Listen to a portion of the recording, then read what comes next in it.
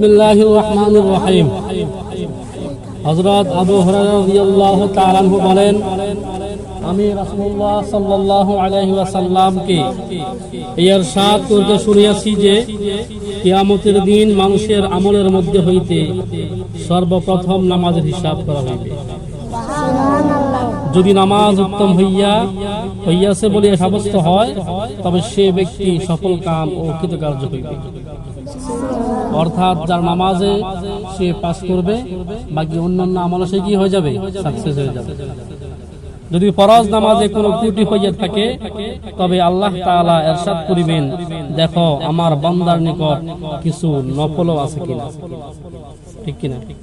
এজন্য আমাদের উচিত প্রত্যেক নামাজের প্রত্যেক ওয়াক্তে কিছু 2 রাকাত 4 রাকাত পড়া, নফল নামাজ পড়া,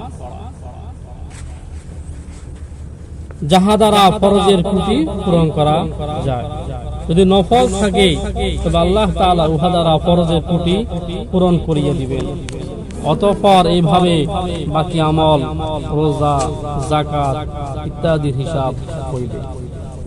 অর্থাৎ ফরজ রোজার ত্রুটি নফল রোজার দ্বারা পূরণ করা হইবে এবং যাকাতের ত্রুটি নফল সাদকা দ্বারা পূরণ করা হইবে। যেমন ফরজ রোজা কোনগুলা? রমজান মাসের রোজা, এটা কি ফরজ। বাকি অন্যান্য সমাজের রোজা আছে, ওটা কি নফল।